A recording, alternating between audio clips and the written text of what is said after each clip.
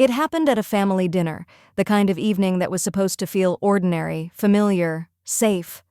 The table was set the way it always was, the food arranged carefully, the conversation light and predictable. I remember thinking how peaceful everything looked from the outside, how normal it all seemed. My son sat across from me, relaxed, confident, comfortable in the space he had grown up in. My daughter-in-law sat beside him, smiling, casual, already speaking as if she belonged there completely, and then, without warning, without hesitation, without even the courtesy of a question, she said it. She laughed softly, lifted her glass, and said that it would make sense if the house were in their name now. Not someday. Not later. Now. My son nodded beside her as if this were the most reasonable idea in the world, as if it had already been decided. They didn't ask me what I thought. They didn't explain. They didn't pause to see my reaction. They spoke as if I were no longer part of the conversation, as if my role had already shifted from owner to obstacle.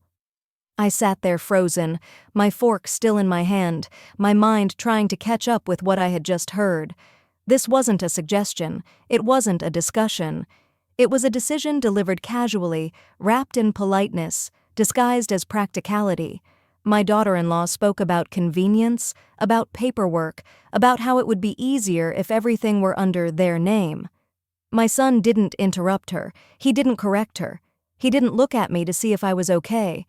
He avoided my eyes, staring instead at his plate, letting the silence do the work he didn't want to do himself. In that moment, I understood something painful and very clear. This wasn't about the house. It was about entitlement. It was about two people who had already decided what belonged to them, without considering the person who had built it, paid for it, and lived in it for decades. This was my house. The house I had worked my entire life to own outright. The house I had kept as my one guarantee of security, my one place where I believed I would be safe as I grew older. And now, sitting at my own table, I was being informed that it should belong to someone else. My daughter-in-law continued speaking, her tone light, almost cheerful, as if she were discussing furniture placement instead of ownership. She talked about how families share things, how parents eventually pass everything down, how this was just the natural order of life. My son still said nothing. His silence felt louder than her words. It told me everything I needed to know. He had already agreed. He had already accepted this idea somewhere privately, long before this dinner. What I was hearing now was simply the final step, the moment where they expected me to nod, smile, and step aside. I felt something shift inside me. Not anger, not yet. It was shock, pure and cold, the kind that leaves you numb. I realized that neither of them saw me as the owner of this home anymore. They saw me as temporary, as someone occupying space that would soon be theirs. They spoke about we and our future and what makes sense for the family without once acknowledging that I was the reason this house existed at all. My daughter-in-law smiled at me, waiting for approval. My son finally looked up just briefly, as if hoping I would make this easy for him. I didn't say yes, I didn't say no, I didn't say anything at all. The silence stretched across the table, uncomfortable and heavy. My daughter-in-law laughed again, trying to fill it, assuming I simply needed time to process. She had no idea that in that moment everything had changed, not because of what she said, but because of how confidently she said it, because she didn't ask, she claimed, and my son allowed it. That dinner ended like any other on the surface. Plates were cleared, polite conversation returned. They left smiling, confident, already talking about plans. But I remained seated long after the door closed, staring at the table that suddenly no longer felt like mine. That was the moment I realized this wasn't just a family disagreement. It was the beginning of a fight I never wanted, but could no longer avoid. A fight not with words, not with anger, but with boundaries. Because if I said nothing now, I would lose everything later. They thought the house was already theirs, and that was their first mistake. I didn't buy this house because I wanted something impressive. I bought it because I needed somewhere that would not disappear when people did. For years, my life had been measured in obligations, workdays that stretched longer than promised, paychecks that vanished into bills before I could even feel them, responsibilities that didn't wait for grief or exhaustion to pass. I was a single mother long before I ever learned how lonely that title could be. Every brick in that house was paid for with time I never got back. I worked jobs that didn't come with praise, overtime that no one applauded, weekends that blurred into weekdays because rest felt like a luxury I couldn't afford. While other families planned vacations, I planned how to make the next payment without letting my son feel the weight of it. That house wasn't an investment. It was a promise that no matter how unstable life became, there would be one place that belonged to me, a place where no one could tell me to leave, a place where silence wouldn't mean abandonment, but peace. I remember the day I signed the final payment papers. The clerk congratulated me casually like it was just another transaction. He didn't know what it meant. He didn't see the years behind that signature, the skipped meals, the secondhand furniture, the nights I lay awake calculating numbers instead of dreaming. When I finally held the deed in my hands, I cried. Not loudly, quietly, because relief doesn't always sound like joy. Sometimes it sounds like breathing again after holding your breath for too long. I raised my son in that house. I taught him to walk across those floors. I watched him do homework at the kitchen table while I pretended not to be tired. I told him stories at night about building his own future, about independence, about earning things honestly. I never imagined that one day he would sit at that same table and talk about my house as if it were already his. Back then, the house was never called mine out loud. It didn't need to be. Everyone knew. I paid the mortgage, I paid the taxes, I paid the repairs. When something broke, I fixed it. When money was tight, I adjusted. I never asked anyone else to carry that burden with me, and when the mortgage was finally gone, when the last payment cleared and the house was truly mine, I thought that chapter was over. I thought sacrifice had an ending. What I didn't realize was that sacrifice, once normalized, becomes invisible to the people who benefit from it. Over time, the house stopped being your house and started being the house. A shared reference point, a convenience, a place people felt entitled to use without asking why it existed in the first place. My son grew older. He built a life of his own. I supported him the way mothers do, quietly, consistently, without keeping score. When he married, I welcomed his wife into my home without hesitation. I wanted peace. I wanted family. I believed that love, once given, would be returned as respect. That belief stayed with me longer than it should have. I noticed small things first, conversations where decisions about the house were discussed without including me, casual remarks about space, about renovating, about making it work better for everyone. None of it malicious on the surface, just confident, familiar. They spoke about my house the way people speak about something permanent, something already claimed. I told myself not to be sensitive. I told myself this was what family looked like, but deep down, something felt wrong, because the house had never been a shared dream. It had been mine, built from years of restraint and responsibility, from choosing stability over comfort, from choosing my child's future over my own ease. That house wasn't just walls and rooms, it was my proof that I had survived, and I was starting to realize that survival, to some people, looks like excess. The house was never just a building to me. It was time, measured in years. It was effort, measured in sacrifices no one ever saw. Every wall carried a season of my life. Every corner held a version of myself I had survived. When I walked through those rooms, I didn't see furniture or square footage. I saw nights when I came home exhausted, hands aching, knowing I still had to wake up and do it again. I saw weekends I didn't take, trips I postponed, comforts I delayed because one payment mattered more than relief. This house wasn't a gift. It wasn't luck. It was earned, slowly, deliberately, without applause. There were years when the house felt like the only place that belonged to me. After long days of working, of raising my son, of carrying responsibilities that didn't ask whether I was tired, I would sit quietly in the living room and feel something rare, safety. Not happiness, Safety. The kind that comes from knowing no one could take this from me because I had paid for every inch of it myself.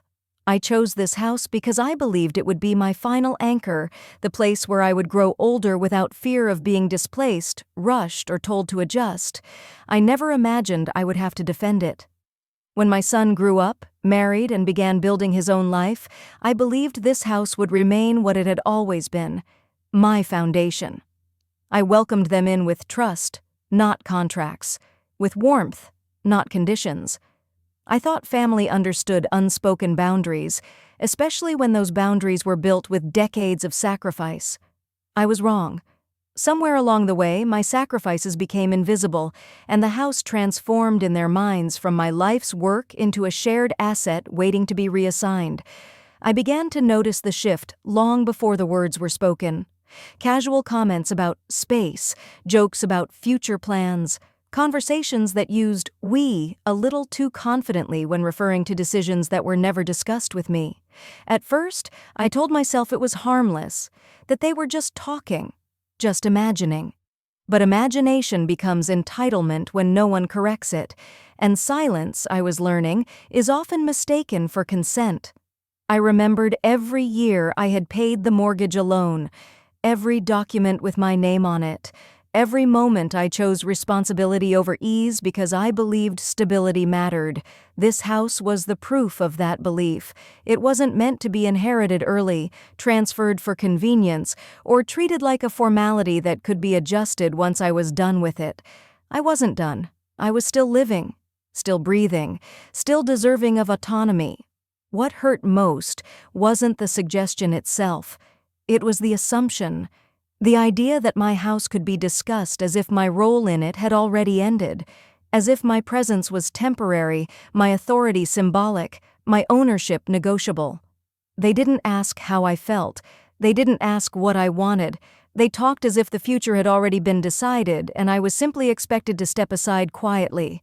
That was the moment something inside me hardened, not with anger, but with clarity. I understood then that the house had stopped being just a home in their eyes.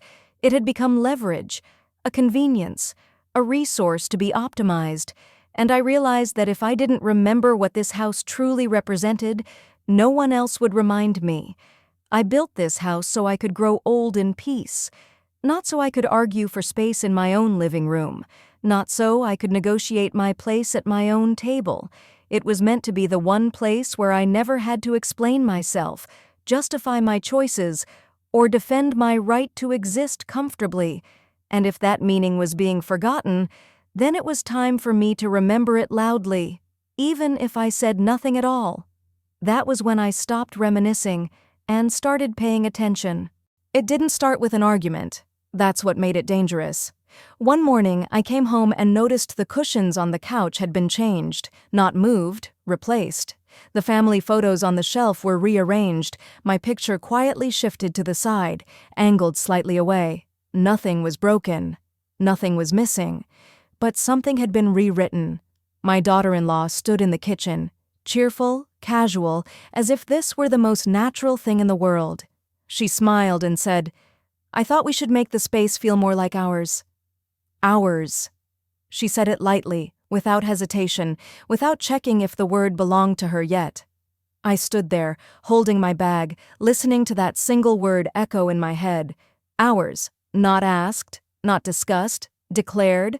I told myself not to overreact, that families adjust, that young couples nest, that this was normal, harmless even. I had spent years teaching myself to soften my instincts, to interpret discomfort as misunderstanding rather than warning. But the changes didn't stop. Over the next few days, more things shifted. Cabinets reorganized, storage boxes labeled shared. My daughter-in-law spoke constantly in plurals.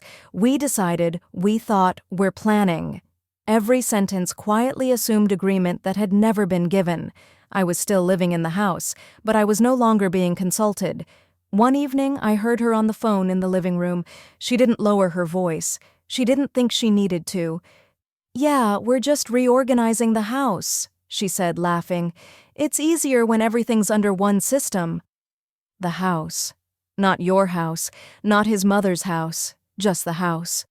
Ownership erased not by paperwork, but by language.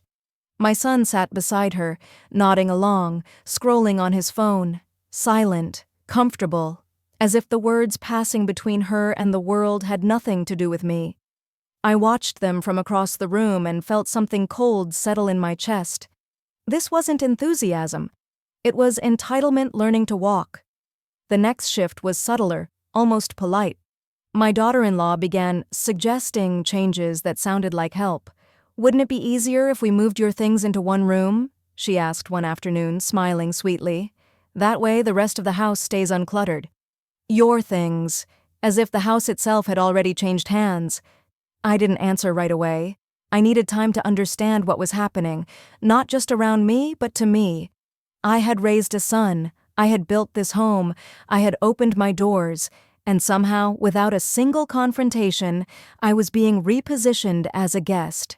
That night, I lay awake listening to the sounds of my own house, doors opening and closing, laughter that didn't include me, plans being made without my name attached to them. I realized then that betrayal doesn't always arrive loudly. Sometimes it arrives with labels, storage bins, and the word "we." The most unsettling part wasn't that my daughter-in-law felt entitled to my home. It was that she felt entitled without resistance, because resistance had never been modeled, because silence had taught her she could keep going. And somewhere in that silence, my role had quietly changed, from owner to background to inconvenience waiting to be organized away. I was still there, but I was already being edited out. What unsettled me most wasn't the rearranged furniture, it was the language. My daughter-in-law stopped saying "your house." She started saying "our place." She spoke about changes as if they were already agreed upon, already settled, already hers to manage. "We should move this here. We'll probably use this room differently. This doesn't really fit our lifestyle." Our. She said it casually, confidently, as if ownership were something that quietly transfers when no one objects. And my son didn't correct her. He didn't say, "This is my mother's house." He didn't say, "We should ask first." He smiled. He nodded. He let the words land and stay. That's when I realized something fundamental had shifted. I wasn't being pushed out with force. I was being replaced through comfort. The changes continued, small but deliberate. A shelf cleared without asking. A cabinet reorganized while I was out. Items I used every day moved to places that no longer felt intuitive, as if the house was slowly learning new habits that didn't include me. I adapted at first. I told myself it was temporary, that sharing space required compromise, but compromise assumes equality. What was happening here wasn't compromise, it was quiet takeover. I was still living there, but I was no longer at home. Conversations began to exclude me. Decisions were discussed between them and presented to me afterward as updates, not questions. "We thought this would be better. We decided this makes more sense. You'll get used to it." Get used to it. That phrase landed heavier than any insult, because it assumes permanence, it assumes authority, it assumes consent where none was given. I started to notice how often I was adjusting to avoid tension, lowering my voice, pausing before speaking, choosing silence because it felt easier than explaining something that clearly wasn't being heard. That's the moment many women recognize too late, when peace starts costing dignity. I watched my son carefully during those days.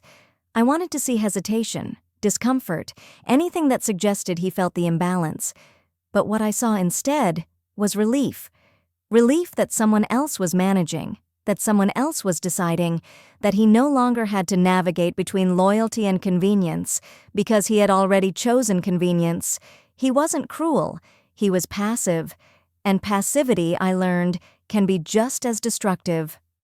One evening, as I stood in the living room watching my daughter-in-law explain to a friend how we're fixing up the house to make it work for us long-term, I felt something settle in my chest. Clarity. This wasn't misunderstanding. This was entitlement growing roots.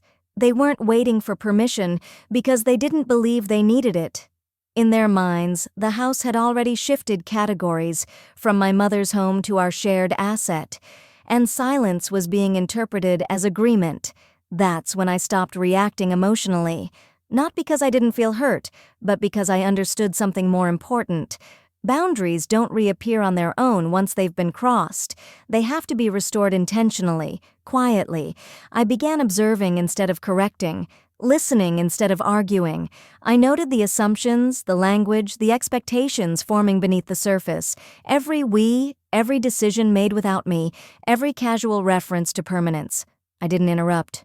I took inventory. Because before you protect something, you need to understand exactly how it's being taken. And by the end of that week, I knew. The problem wasn't furniture. It wasn't space.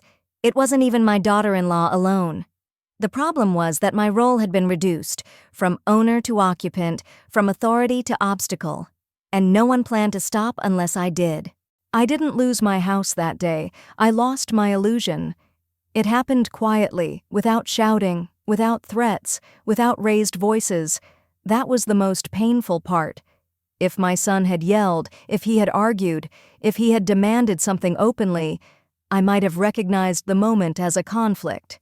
But there was no conflict, only avoidance. After the dinner where the words were spoken, it would be easier if the house was in our name. I waited, not because I didn't understand what they meant, but because I expected my son to step in.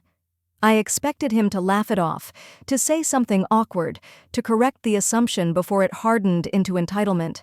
He didn't. He cleared his throat. He looked at his plate. He smiled the way people do when they hope discomfort will pass if they don't acknowledge it. And in that silence, something cracked. I told myself not to overreact. Mothers are trained to minimize their own hurt. We translate disrespect into misunderstanding, selfishness into stress, betrayal into, they didn't mean it that way. I told myself my son was tired, that marriage had changed him, that this was just a clumsy conversation that didn't reflect his true feelings. But silence is not neutral. Silence is a decision. In the days that followed, I watched him carefully. I noticed how he avoided being alone with me, how conversations became shorter, safer, stripped of anything that might require him to take a position. When I brought up the house, not accusingly, just gently, he deflected. "Let's not make this a big deal. You're reading too much into it. She didn't mean it like that." Every sentence was a shield, not to protect me, but to protect peace, his peace. And I realized something I hadn't wanted to admit. My son wasn't confused. He wasn't caught in the middle. He had chosen the side where things stayed comfortable. I remembered all the years before, the years I worked overtime, skipped vacations, postponed dreams so he could have stability. I remembered signing loan papers, paying tuition, fixing problems he never even knew existed. I had believed that those sacrifices built something solid between us, a bond strong enough to withstand pressure. But bonds built on giving don't always survive entitlement. One evening, I asked him directly, not angrily, not dramatically, "Do you think this house belongs to you?" He hesitated, just for a second. That pause told me more than any answer could. "I just think," he said carefully, "that we're family, and families share things." Share. Such a gentle word for something that wasn't offered. I asked him another question. "Did you ever ask me what I wanted?" He sighed, not in guilt, in irritation. "Why are you making this so complicated?" he said. "We're not taking anything away from you." That sentence landed like a blow, because it revealed the truth underneath everything. He already believed the house was theirs, at least partially. My presence was now an obstacle to manage, not a person to respect. I looked at him and saw not the boy I raised, but a man who had learned how to avoid responsibility by reframing it as harmony. A man who believed silence was maturity and compliance was love. And in that moment, something in me went cold. Not angry, not hysterical, clear. I understood then that he wasn't going to defend me. Not because he didn't love me, but because defending me would cost him comfort. It would require him to disagree with his wife, to risk tension, to step into conflict instead of circling around it. He had chosen peace over truth, and he expected me to do the same. That realization hurt more than the words about the house, more than the furniture being rearranged, more than hearing my home referred to as ours. Because a house can be protected with documents, a relationship cannot survive betrayal disguised as neutrality. I stopped trying to explain after that. I stopped searching his face for reassurance that wasn't coming. I stopped pretending his silence was accidental. It was intentional, and it was final. That night, alone in my room, I sat on the edge of the bed and asked myself a question I had avoided for too long. If my son would not protect me in my own home, where exactly did I belong?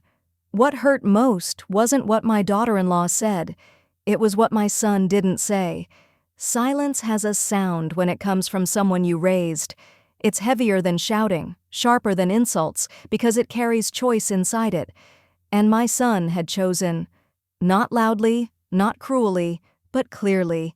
He chose calm over courage, comfort over truth, peace in his marriage over honesty with his mother.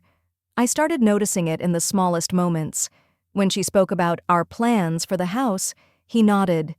When she rearranged furniture without asking me, he avoided my eyes. When I tried to bring it up, gently, he changed the subject. Always later, always not now, always someday. Someday never came. One evening, after dinner, I asked him directly. Not accusing, not emotional. Just a question a mother should be able to ask her son. "Do you agree with her?" I said. "Do you believe this house should be in your name?" He didn't answer right away. He looked tired, torn, uncomfortable. And then he said the sentence that broke something in me. "I just don't want conflict." That was it. Not "I don't agree," not "she's wrong," not even "let's talk about it." Just, "I don't want conflict." In that moment, I understood the real family conflict wasn't between me and my daughter-in-law. It was between truth and avoidance, and my son had chosen avoidance. I realized then that silence isn't neutral. It sides with the loudest person in the room, and in our home, that wasn't me anymore. After that, I stopped expecting him to step in. I stopped waiting for him to eventually understand. I stopped hoping he would suddenly remember who bought the house, who paid every bill, who worked decades so he could grow up without fear. Hope became unnecessary once reality became clear. He wasn't cruel. That would have been easier to accept. He was passive. And passivity, when it comes from your own child, cuts deeper than anger ever could. I watched him try to balance both sides, telling his wife what she wanted to hear, while giving me vague reassurances with no action behind them. He spoke in soft language, full of phrases like, "we'll figure it out," and "let's not make this a big deal."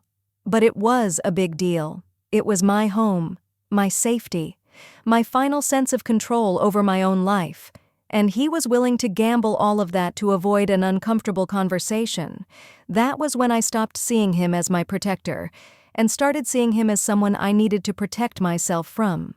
Family conflict doesn't always explode. Sometimes it erodes, slowly, quietly, until one day you realize you're standing in the same room, but no longer on the same side. I didn't cry in front of him. I didn't beg him to choose me. I didn't remind him of sacrifices. Those conversations never end well. They turn love into debt, and I refused to do that. Instead, I withdrew emotionally first. I stopped sharing my thoughts, stopped explaining my feelings, stopped checking in to see how everyone was doing. Not to punish him, but because I understood something important. I was no longer safe being vulnerable in a space where my boundaries weren't respected. My daughter-in-law noticed before he did. She sensed the shift. My quiet. My distance. She mistook it for defeat. My son mistook it for peace. Neither of them realized it was preparation. The hardest truth was this. My son didn't betray me. He simply didn't choose me. And sometimes that hurts more, because betrayal implies intention. Silence implies convenience, and I had become inconvenient. That night, lying in my room, I didn't feel rage. I felt clarity, the kind that settles in when you finally stop expecting people to be different from who they've shown you they are. I whispered to myself, not in anger, but in resolve. If he won't protect me, I will. And that was the moment this stopped being a family drama. It became a matter of survival. I didn't react right away. That was the first thing that surprised me. In the past, I would have explained myself. I would have tried to correct the misunderstanding, to remind them gently that the house was mine, that I had worked for it, paid for it, protected it. I would have spoken in a calm voice, hoping reason would restore balance. But something in me had shifted. This time I didn't argue. I didn't defend. I didn't raise my voice. I went quiet, and in that quiet, I finally saw the situation clearly. My son and my daughter-in-law weren't confused. They weren't joking. They weren't speaking carelessly. They were speaking strategically. They had already decided what they wanted. The conversation at the dinner table wasn't a discussion. It was a test, a way to see whether I would resist or retreat. That realization changed everything. Instead of reacting emotionally, I began preparing logically. The next morning, after they left for work, I sat alone at the kitchen table with a cup of coffee that had already gone cold. I didn't feel angry. I felt focused, calm in a way that comes only when denial ends. I asked myself one simple question: if they are planning ahead, why shouldn't I? That was the moment I stopped reacting and started preparing. I went to the small drawer where I kept important papers, documents I hadn't touched in years because I trusted the people around me.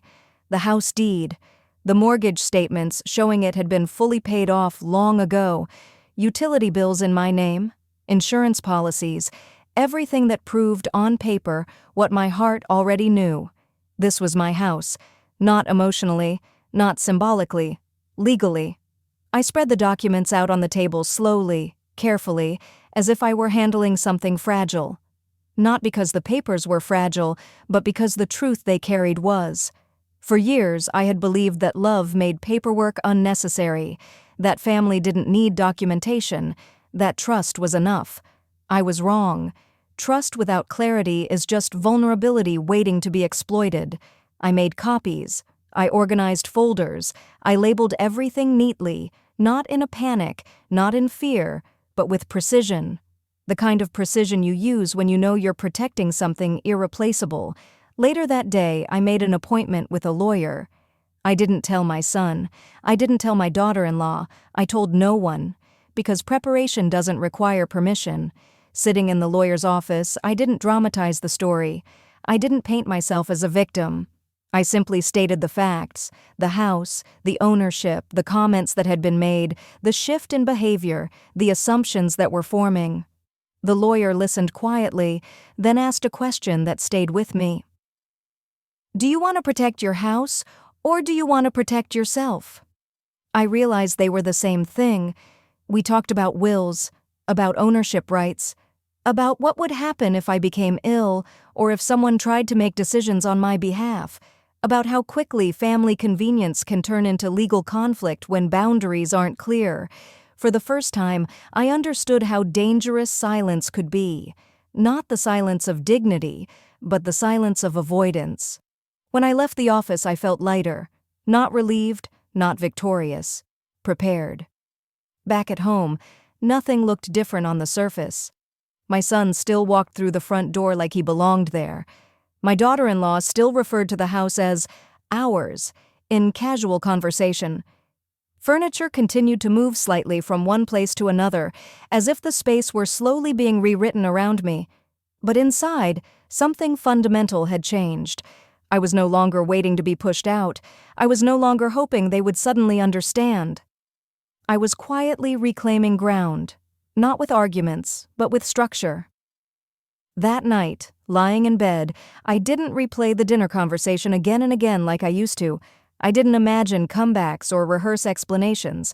My mind was calm, almost still, because for the first time since the words, "put the house in our name," had been spoken, I knew something they didn't. This wasn't going to be an emotional fight. It was going to be a legal reality, and I was finally ready. Once I confirmed what I needed to know, I stopped thinking emotionally and started thinking structurally. That was the real shift.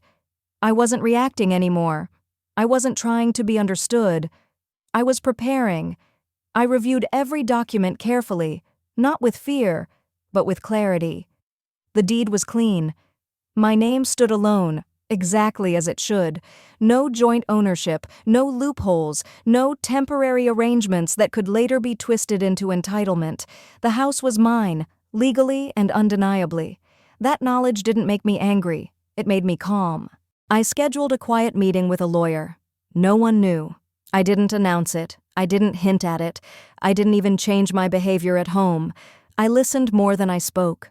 I observed how my daughter-in-law referred to the house as ours more often now, how my son nodded along without correcting her, how they discussed future plans as if the foundation beneath them was already secured. It was unsettling, but also instructive. People reveal their assumptions when they think the outcome is guaranteed. At the lawyer's office, I didn't dramatize the situation. I didn't need sympathy. I needed precision. I asked direct questions. What protections were already in place? What risks existed if I became ill? What could happen if silence continued? The answers were clear and sobering. Silence, legally speaking, can be interpreted as consent if it goes on long enough. Boundaries must be documented, not implied. That sentence stayed with me. Boundaries must be documented, not implied. So we documented them. A revised will. Clear instructions, explicit language, no ambiguity, no assumptions, no room for reinterpretation later. I wasn't disinheriting anyone. I wasn't punishing anyone. I was simply stating reality in legal terms, so no one else could rewrite it for me. That distinction mattered. This wasn't revenge, it was protection. When I left the office, I felt lighter, but also more resolved. Preparation does that. It replaces anxiety with direction. I stopped wondering what they might do next, because I had already secured what mattered. The power of preparation is that it removes urgency. When you are no longer exposed, you don't rush. You don't panic. You don't explain yourself prematurely. Back at home, nothing looked different. That was the point. I didn't confront my son. I didn't accuse my daughter-in-law. I didn't suddenly assert authority. I let them continue believing the story they had already written in their minds, because when people think they are winning, they become careless. And they did. They spoke more freely. They planned more openly. They talked about renovations, about rearranging rooms, about when everything is officially sorted out. Every word confirmed what I already knew. They weren't waiting for permission.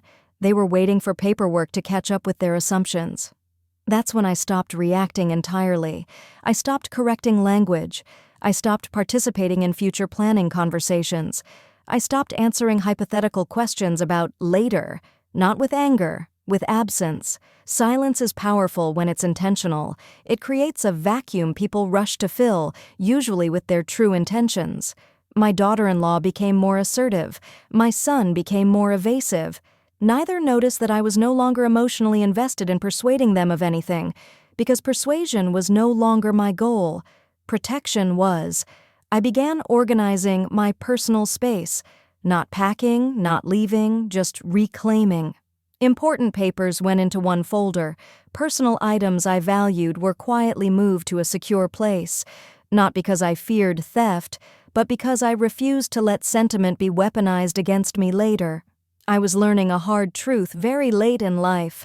The people who benefit from your generosity often resent your boundaries the most. At night, I slept better. That surprised me. The tension I had been carrying for months began to dissolve, replaced by a steady sense of control. Not dominance. Control, the kind that comes from knowing you are no longer exposed. I didn't feel triumphant. I felt prepared. And preparation changes how you walk into the next phase, because when you are ready, you don't need to announce it. When you are protected, you don't need to argue. When your position is secure, you don't need to raise your voice. That's the quiet part of quiet justice. Nothing had happened yet on the surface, but everything that mattered had already shifted underneath. And soon, very soon, they would begin to feel it. Not because I said anything, but because the ground they thought they stood on was never theirs to begin with. I didn't announce the change. I didn't sit anyone down. I didn't warn them that things were about to feel different. I simply stopped doing what I had always done, quietly, consistently, without being asked. That's how the privileges began to disappear, not with conflict, but with absence. The first sign was financial. A small expense that I usually covered went unpaid. Then another. Then a familiar transfer didn't arrive when it always had. Nothing dramatic. Nothing that could be argued with. Just a shift. My daughter-in-law noticed first. She always did. She had a talent for sensing when comfort was threatened. At first, she assumed it was a mistake. She mentioned it casually, as if reminding me of something I'd forgotten. I listened, nodded, and said nothing. Silence unsettles people who are used to accommodation. She tried again, framing it as a question this time, softer, almost polite. I answered calmly, without explanation, without apology. I'm not handling that anymore. That was all. No justification, no debate. Then came the house. My house. The one she had begun to treat like shared property. The doors she closed without asking. The rooms she rearranged with confidence that didn't belong to her. I didn't tell her to stop. I didn't accuse her of overstepping. I simply reclaimed control in ways that couldn't be challenged. I changed access. I adjusted boundaries. I made it clear, through actions, not arguments, that this house was not a communal asset. It was not ours. It was mine. And for the first time since that dinner when they decided ownership without consent, the house felt like it was breathing again. My son tried to smooth things over. He always did. He spoke in careful sentences, choosing words that avoided conflict, hoping to restore balance without addressing cause. He asked if everything was okay. He asked if I was stressed. He asked if we could keep things simple. I listened. I let him talk. And when he finished, I said, "I'm fine." Not angry, not emotional, just fine. That response confused him more than confrontation would have, because there was nothing to fix, nothing to negotiate. As the days passed, the changes stacked quietly. A bill returned to their responsibility, a decision that required my approval instead of my silence. A reminder, subtle, firm, that the house was not a shared resource to be managed by consensus. My daughter-in-law grew restless. She began pacing conversations, watching my reactions, measuring my tone. She started asking questions she had never asked before. "Is this okay? Do you mind if we—" Those words used to be unnecessary. Now they were essential. Fear has a way of teaching manners that entitlement never does. She complained to my son. I knew she did. I could hear it in the way his voice changed when he called. Cautious now, less confident. He said things felt tense. He said it was hard for everyone. He said marriage required compromise.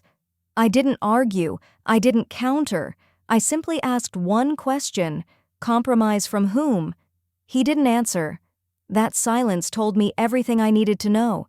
This wasn't revenge. That's what people misunderstand. Revenge is loud. It wants witnesses. It wants satisfaction. This was something else entirely. This was me stepping out of a role that had slowly erased me. I wasn't taking anything away. I was returning responsibility to where it belonged. And that terrified them, because once support becomes visible, once it can no longer be taken for granted, it forces people to confront how much they depended on it. The house changed after that. Not physically, energetically. Conversations lowered, decisions slowed, confidence faltered. The assumption that I would absorb inconvenience, pay quietly, smooth tension, gone. And in that absence, cracks appeared. Not yet collapse, not yet panic, but the beginning of it. The moment when entitlement realizes it may have miscalculated. My daughter-in-law started watching me closely, not with disrespect anymore, but with concern. She had believed the house was already half hers, that time and marriage had quietly transferred ownership. Now she was realizing that nothing had been signed, nothing had been given, and nothing was guaranteed. She wasn't losing anything yet, but she could feel it slipping, and fear began to replace certainty. I said nothing. I did nothing extra. I simply stayed consistent. That's the hardest kind of boundary to break. And as the privileges continued to disappear, one by one, Without argument or explanation, they were forced to face an uncomfortable truth. What they had mistaken for shared ownership was merely my patience, and patience, once withdrawn, does not return easily. The loss of privilege didn't happen all at once. It crept in quietly, disguised as inconvenience, as delay, as confusion. At first, my daughter-in-law assumed nothing had changed. She still spoke as if the house was shared, as if access was permanent, as if my support was a constant that didn't require acknowledgement. But when money stopped flowing automatically, when permissions were no longer implied, when decisions suddenly required confirmation, her confidence began to fracture. She started checking before acting. She lowered her voice. She asked instead of declaring. Fear doesn't always scream. Sometimes it recalculates. My son noticed it too, though he didn't name it. He felt the shift in the way conversations slowed, in the way plans stalled, in the way his wife grew tense over things that used to feel effortless. He called me, not to confront but to test. His voice carried that familiar mix of entitlement and uncertainty, the tone of someone hoping the ground will stabilize if he pretends not to notice the tremor. He talked about stress, about marriage, about how difficult it was to balance everyone's expectations. He never mentioned the house directly. He didn't have to. The silence around it said enough. What neither of them understood yet was that I hadn't taken anything away. I had simply stopped providing the illusion that the house was theirs to reorganize, to claim, to plan around. The moment financial support ended, the language changed. Our house quietly became your house. We'll decide turned into what do you think? The entitlement they never questioned became visible only after it was no longer protected. That is how privilege works. It feels like air until it's gone.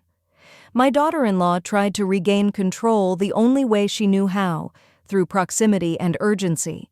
She began hovering, initiating conversations that felt rehearsed, mentioning the future in vague terms, hinting at stability, at family unity, at how important it was to stay close. But closeness without respect is just access with better lighting. I listened without reacting. I answered without committing. The calm unsettled her more than anger ever could have, because anger can be negotiated with. Calm cannot. The house itself seemed to respond to the change. Doors were closed more often. Rooms were no longer rearranged without permission. Personal belongings stopped migrating into shared spaces.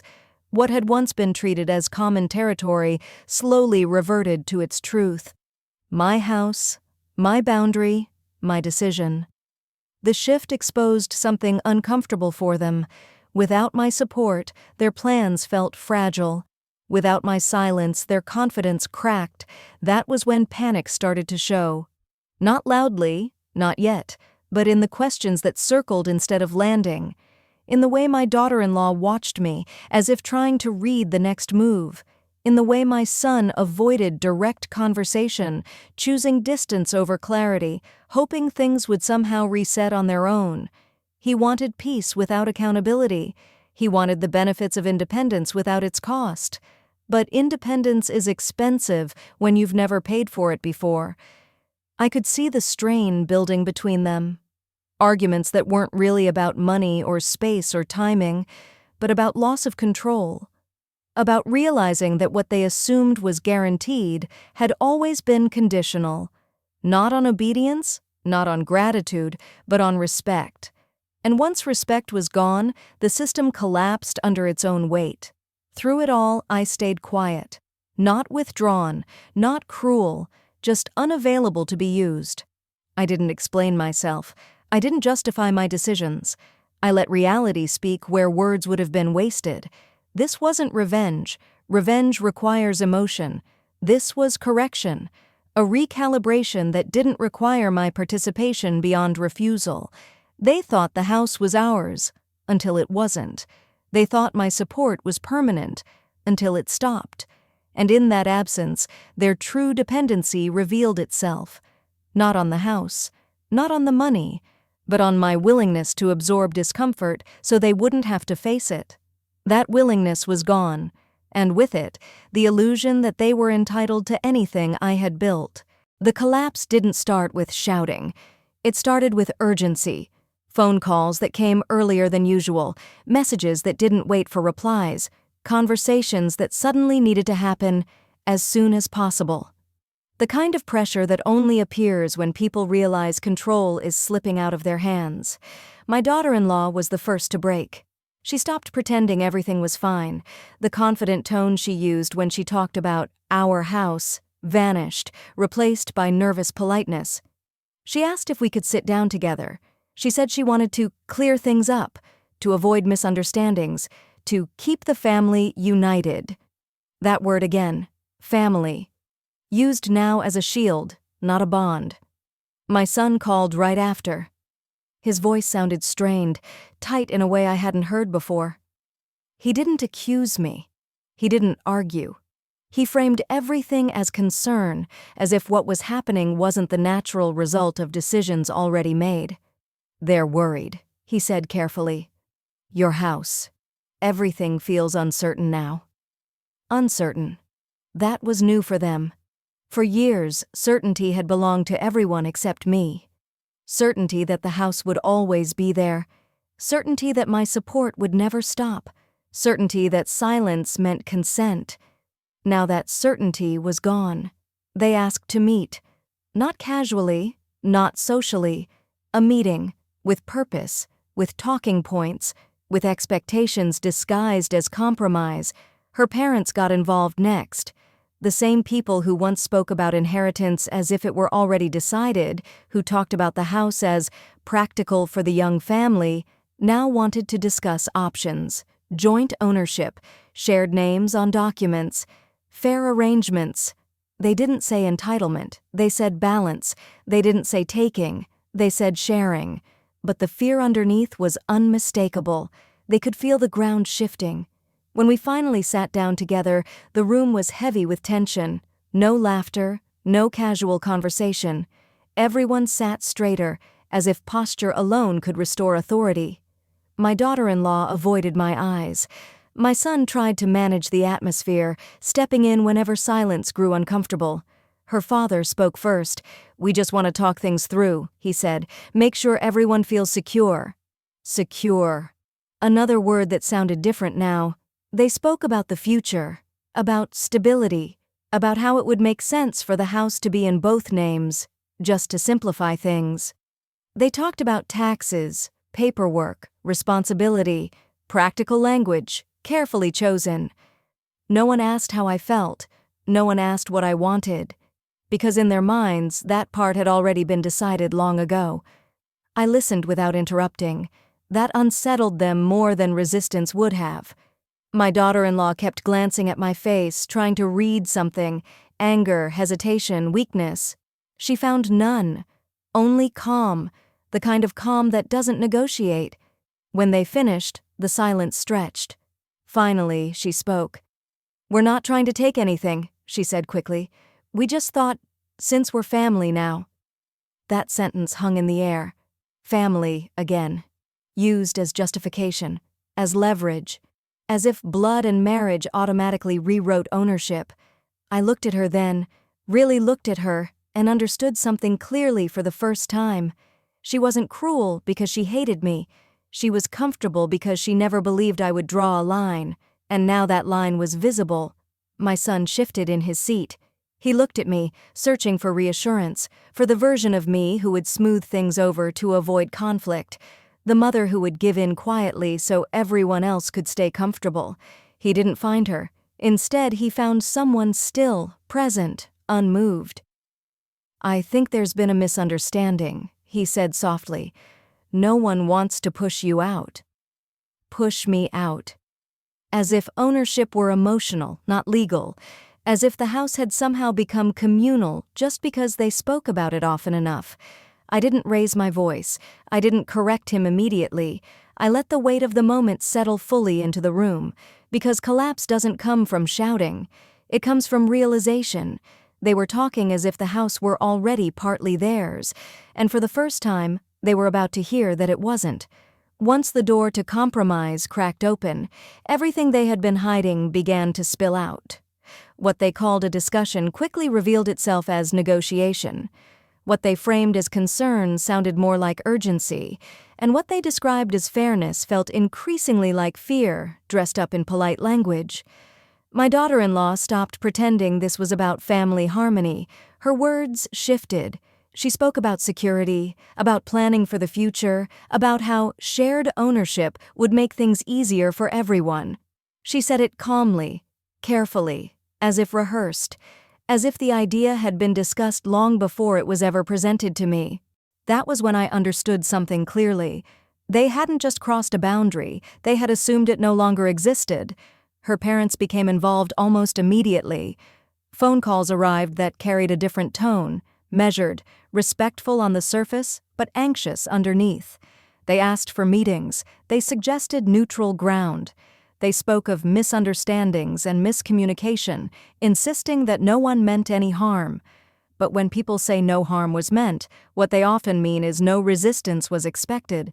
They wanted to talk about joint names, about legal convenience, about how families often do these things informally, without paperwork, because trust is supposed to be enough. Trust. That word appeared frequently, and always one-sided. No one asked whether I trusted them. No one asked how it felt to watch my home slowly turn into a bargaining chip. No one asked why the decision had been made without me in the first place. They were focused on salvaging access, not repairing respect. The panic became visible in the small details. Conversations contradicted each other. Timelines shifted. Explanations changed depending on who was speaking.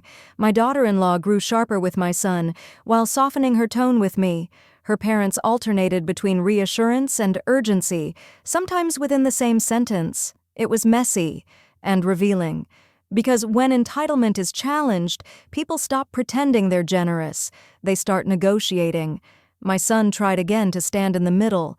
He spoke about peace, about how hard marriage already was without conflict over property. He asked me to be flexible, to consider how this would look if things escalated. I listened carefully, and noticed what he didn't say. He didn't say the house was mine. He didn't say I had been disrespected.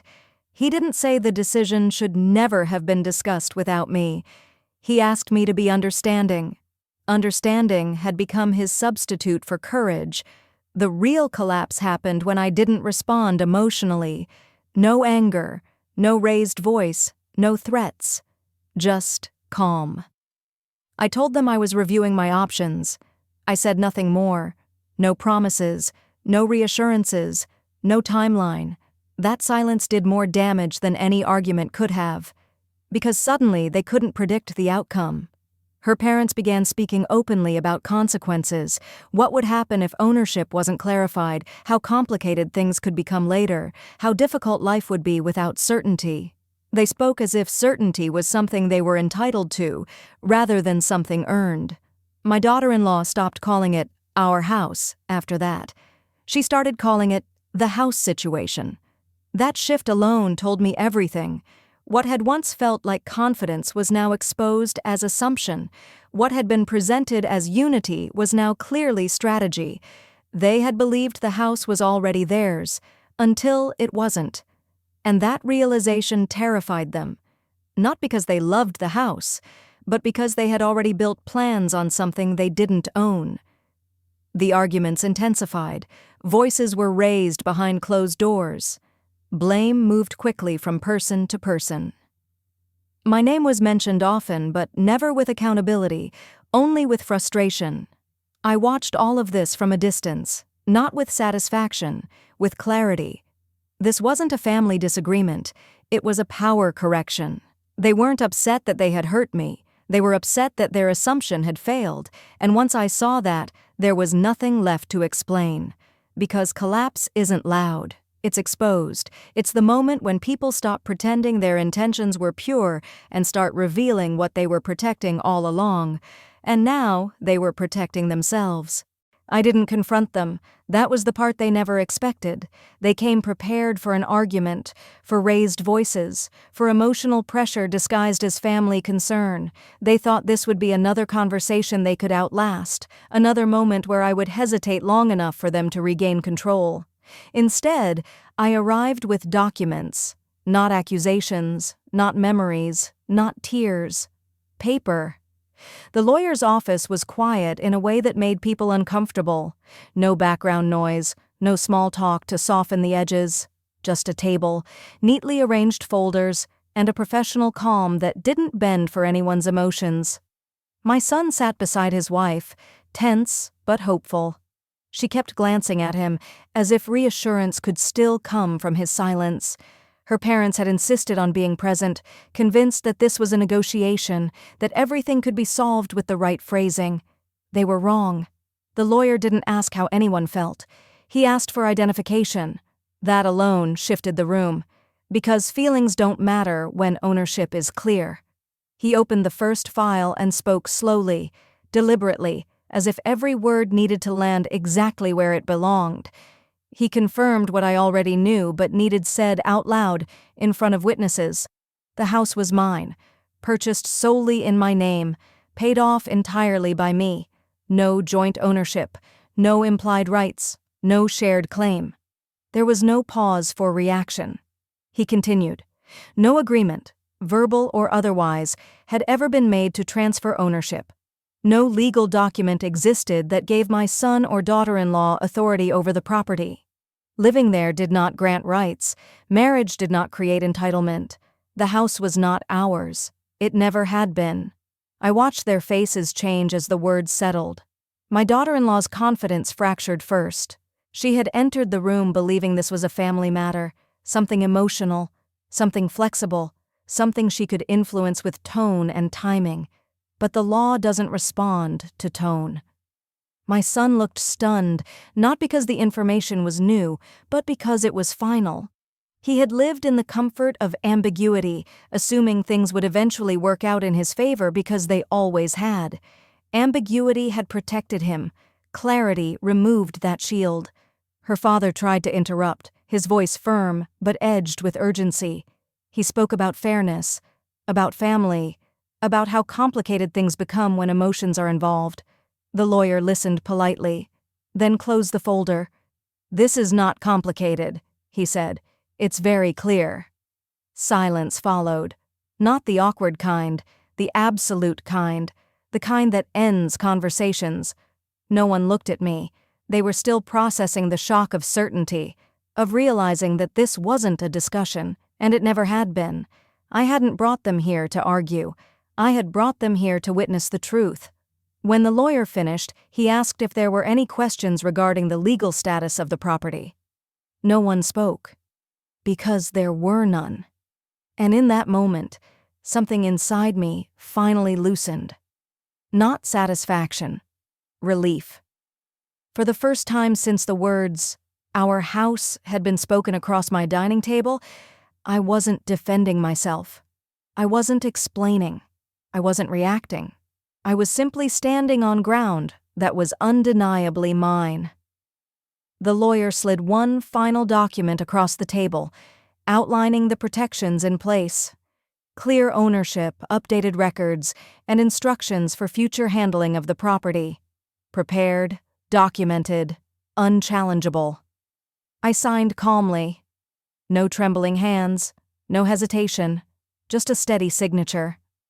I didn't look at my son while I did it. I didn't need to. Because this wasn't about teaching him a lesson. It was about protecting myself. And the law had spoken. When the lawyer finished speaking, no one argued. That was the moment I understood how fragile their confidence had always been, not built on truth, not built on rights, built on assumption. And assumptions collapse the second paperwork enters the room. My son shifted in his chair, opening his mouth as if to say something, then closing it again. He looked at me the way he had when he was a child caught doing something wrong, hoping silence might soften consequences. My daughter-in-law tried once more, carefully, softly. "Maybe we can find a compromise," she said. "We're family." The lawyer didn't even look at her. "There is nothing to compromise," he replied calmly. "The property belongs solely to my client. Any use of the house beyond her consent would constitute a legal violation." That word, violation, changed the air in the room. This was no longer a family discussion. It was a boundary, formally drawn. I didn't raise my voice. I didn't explain myself. I didn't remind them how much I had given. I didn't need to. The law had spoken for me. That's the thing about quiet justice. When it's done correctly, it doesn't need emotion to validate it. It doesn't rely on who feels hurt or misunderstood. It stands on paper, on signatures, on facts that don't bend just because someone is uncomfortable. My daughter-in-law looked at my son, waiting for him to rescue the moment. He didn't. Not this time. Because there was nothing left to defend.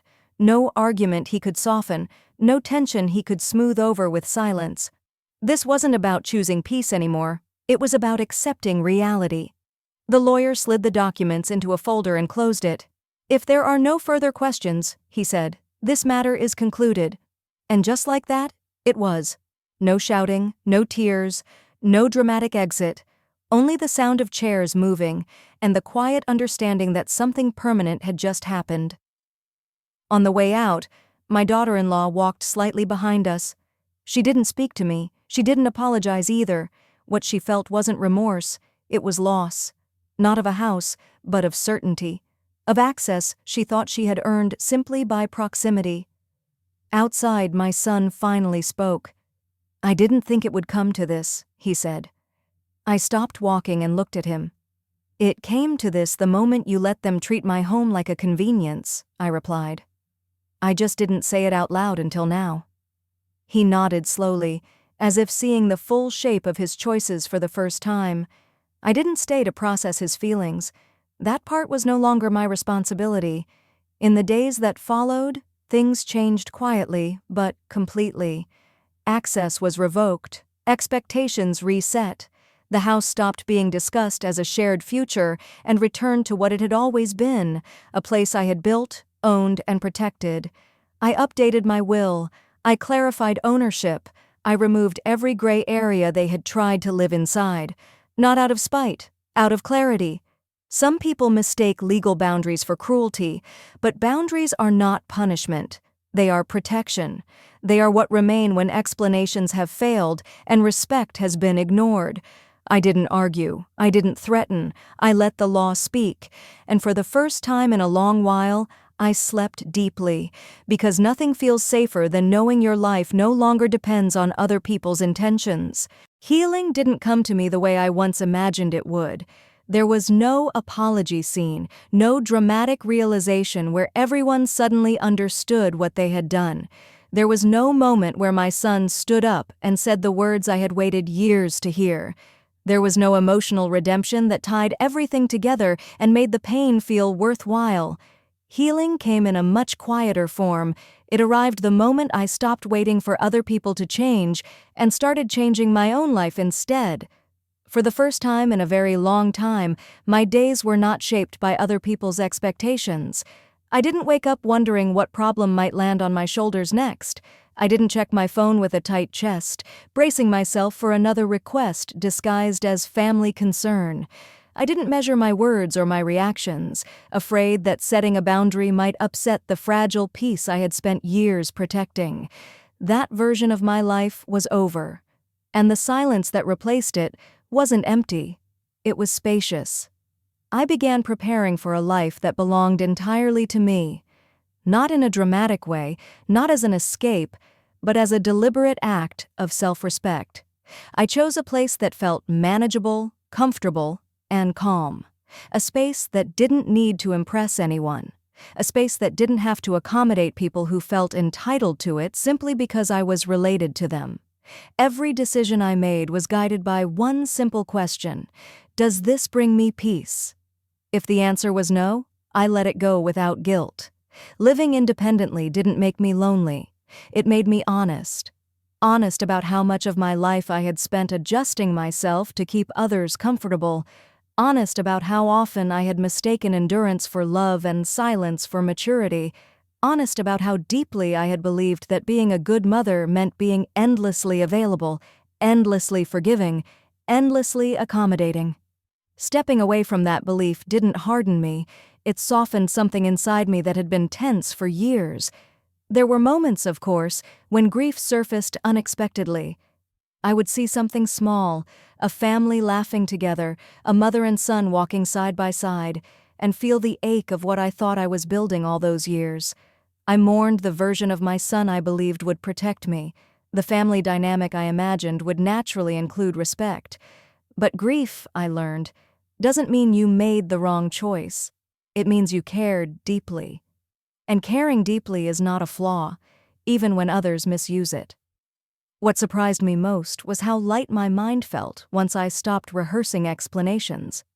I no longer practiced conversations in my head, wondering how to justify my decisions if anyone questioned them.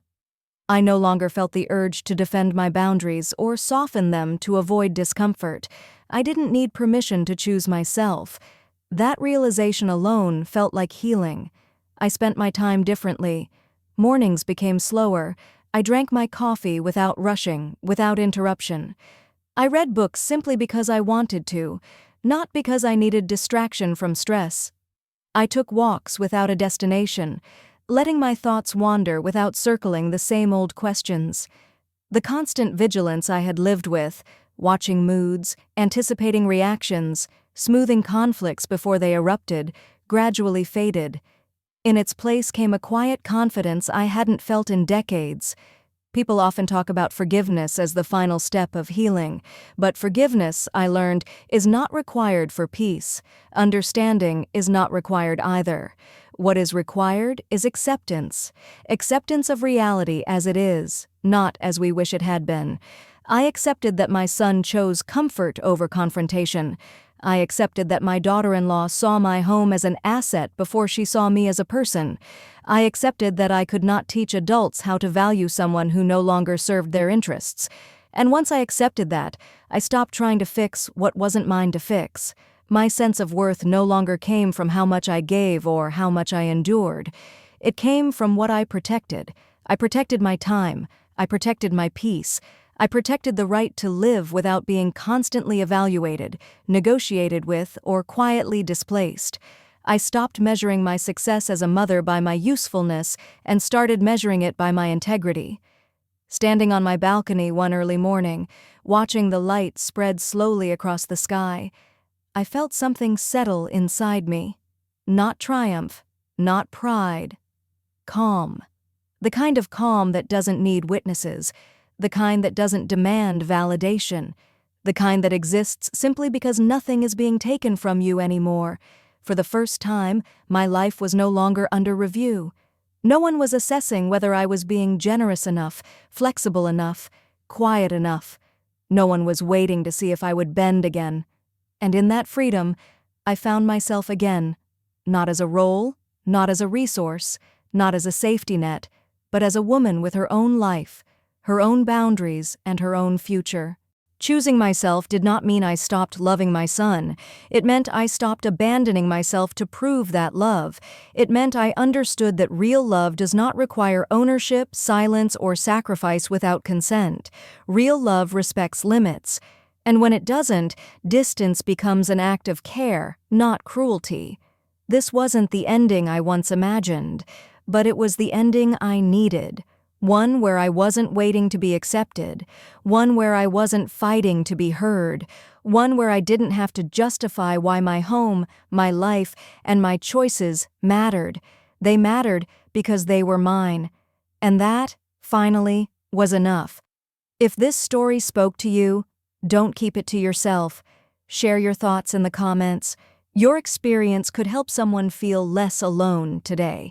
If you found value here, please give this video a like, and if you believe in dignity, boundaries, and quiet justice, subscribe to the channel and turn on notifications. More real family drama stories are coming next. Stay with us for the next episode.